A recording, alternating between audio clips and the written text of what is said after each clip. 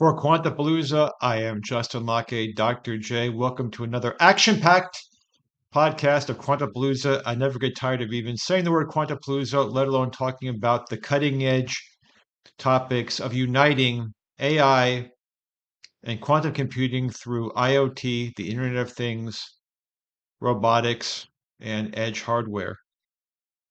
Today's topic is an issue that we will all face at some part of our journey, and it really continues to unlock how technology is offering new levers in medicine. Now, a couple of important disclaimers. First, there's I'm not Dr. J, a medical doctor. I'm a technologist. So this podcast is specifically not about giving medical advice. And the Quantapalooza team has been very careful in the upcoming statements to really focus on the research side, to not even get too close to medical opinions, because it's understandable, especially those in our most immediate listening and viewing audience who are going through health challenges, to want to look through the greatest amount of levers that technology can bring. And that's understandable, but we don't want to create any false hope or lead you astray from the sound medical advice that you're getting. That being said, there are plenty of areas in the research and approach and peer review phases that are very germane both to the Quantapalooza ethos, which is how do we unite AI on one side of the bookshelf, pick your metaphor, quantum computing, and how did that steel thread, that connective story through robotics, IoT, the Internet of Things, and edge hardware, how that could contribute to peer review, a deeper sense of data analysis, and what does that mean? And the area of medicine and medical technology is today's subject because, much like some sectors, there is a precision and a real world human element to what the research does. So, the first area of today's podcast is that we believe that the initial thoughts of, well, ChatGPT is going to write PhD dissertations or ChatGPT is going to replace nurses and doctors. We've always said in every podcast, there is always some impacts when there are scaled emerging technologies that impact jobs. But our position at Quantapalooza is that AI cannot and should not replace medical doctors, but there are ways that patients are getting more informed questions to ask the human service providers. And that's a very healthy element on the AI side. So again, we're not here in Quantapalooza to give any medical advice, nor are we recommending that you stop going to the doctor and just going to your local AI prompt du jour. But part of what we do is highlight where we've seen the greatest amount of scale. And hands down, if you look at all the cultures in the world, the age demographics, socioeconomic demographics, the quality of immediate healthcare demographics, which are vastly different, one of the great use cases at scale that we're seeing is people taking their own stock of their health journey and at least getting prompts and questions from AI. Now, the other side of that is as quantum computing is continuing to scale through real world use cases, because again, the quantum computing is already here. And just as a quick refresher, classical computing is, no matter how small you get, super, super, super small, to quote a very scientific term. In classical hardware, it's either a one or a zero, a yes or a no, an on or an off. And all of those at a multitude, even when it's super small, still reflects a classical way of computing, where quantum computing, harnessing those pesky, rebellious little quanta, those qubits, much like the teenage children, for those of you that are parents of teenage children, they can be both happy, sad, angry, smart, thoughtful, old, and young at once until you look at them and then you realize at that moment it collapses, and that is the teenager that's before you. It's a little bit of a tongue in cheek analysis for the quantum computer experience, but that level of concurrency, it's not just an extra algebraic layer. It is at a magnitude that is breathtaking. So that's the other side of the bookshelf, other side of the spectrum, pick your metaphor. Now, in past Quantapalooza podcasts, we've talked about the power of robotics, and robotics can either be, humanoid robotics or rovers or drones or things that you would use to simulate activities that you would expect from a human or life form. Those areas are how you realize both an AI and quantum computing analysis. Does that mean that every single robot right now does it? No, but the capability exists and is being used right now. This is not science fiction. This is not you at the World's Fair hearing about someday we'll have five robots do our cooking. This is being used today by banks, by medical communities, and this is the theme today. A lot of areas of medicine are using robotics to realize these much more breathtaking scenarios that could quite honestly take, in some cases, hundreds or thousands of years of research that can be done in a fiscal quarter or in an afternoon, depending on your model. So, from the medical perspective, just from a big data perspective, where one would argue some of the greatest statistics and raw data in history is medicine and sports, right? Because those are areas where stats count and stats are peer reviewed, and everyone's a player in the game. That area of where it can fed into the United AI Quanta Robotics being the center ethos, it's breathtaking. And it is not only challenging a lot of current peer review articles, past peer review articles, but it really is allowing the research wing that does it ethically to have a much deeper breadth and depth in their research.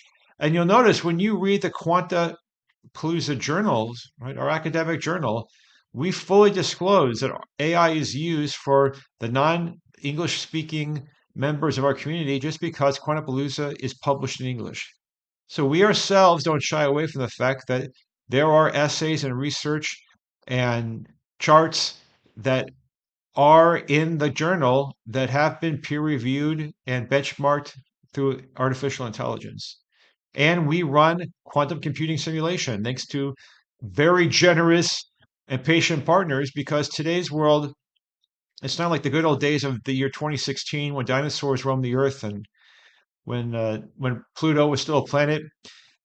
That in today's world, you could be spending, be charged $10 a second to run a model. So that's not very viable for most working folk, most small businesses. So in the world of medicine, the area of this podcast, in terms of the research, it's not only breathtaking, but it allows for much more grand simulations, not to replace human peer review, but rather these are topics that were at such great scale that they were ignored because there was no viable reason for those that needed to be published to take on something so huge. And we're talking about the exercise that all the proteins have been mapped. When you talk about infectious disease research, when you talk about dealing with super rare medical conditions, these new technologies are very important partners to the real world humans who are providing care to real world patients. And equally, and I say this unapologetically, it also demystifies some medical speak so that working folks can have an honest conversation in their language with their doctors. And before I can feel the medical community typing frantically to the Quantapalooza site on LinkedIn saying how unfair I'm being, the same is true with technology. And I'm not being self-righteous. I myself sometimes have to really check myself and make sure that when we're communicating our research in Quantapalooza, it's done in a way that's consumable to many different communities and not just throw a bunch of weird acronyms just to sound smart. So the other area within the medicine community that will be very interesting to watch that's already in place but will scale is like at the nanotechnology side. So if you think about quantum computing being at a whole different level than classical computing, right? So you think of it as like a big scale, right? A planet versus a galaxy or something.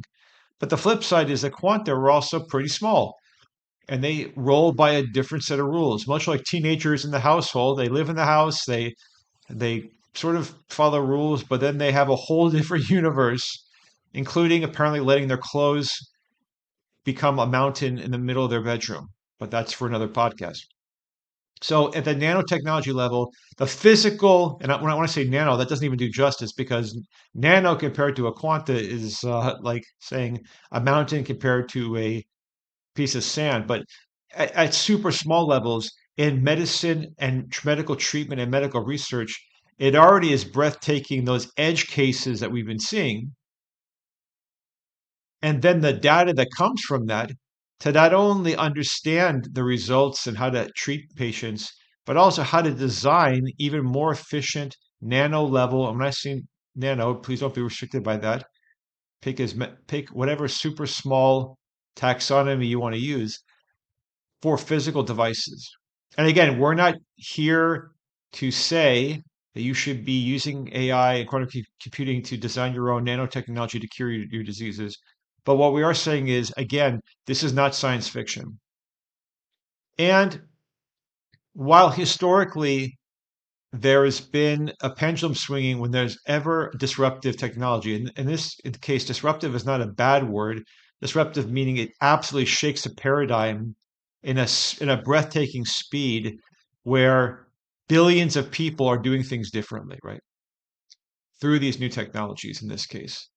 But if you imagine that the entrance barriers where medical quality for most people is not at the highest level, right? Just because of a whole host of things, economic, investments, regulatory, having the luxury of living near a large city or this expert center. I'm in Oregon. We have phenomenal cancer and phenomenal research. I mean, we're a small state, but we have folks from the world over that come to Oregon just for their healthcare. But not everyone has the luxury of doing that. So one of the last prompts that we want to have for this podcast really is, and it's an open-ended question between you and your medical providers going forward, is how is your doctor, the hospital, the insurance, the medical plans using AI, quantum, robotics to improve the quality of health? And we don't think that that's an irresponsible question to say on a podcast, nor do we think that's an irresponsible question to pose to your healthcare providers. When you go out, take your family to a restaurant, and if you order something new on the menu, it's not disrespectful to ask, what is the ingredients? How is it served? What is the expected experience like? And then you find out for yourself. We also believe that these new technologies have demystified hard conversations between doctors and patients and doctors. And when we've talked just anecdotally with the medical community, you would be surprised how eager doctors are to have their patients be willing and open to having more sort of apples to apples conversations about options. And in some ways, the patients framing these questions, raising these questions, given that we live in a very litigious society where it's lawsuits first and then healthcare second, it feels like, whether or not statistically, where that is in the Venn diagram, I'll let those in research decide. But it offers the healthy conversations that should not be operationally washed away because sometimes business, and I'm a capitalist, so I'm not anti-money, but there is many times a race to the bottom when it comes to recouping operational investments. And there's some areas like health, your health, the health of everyone that needs to rise above that. And this is truly an example when you look at the ethos of Quantapalooza, where one person can make a difference given the scale, the breadth, and depth of this new technology. And so we'll be talking both in our research papers and a future podcast with others for different points of view, but under the same ethos of where does large data that can be consumed and is real world between patient and doctor, where can those unlocks be realized even faster later this year, later this decade, later in your respective lifetimes?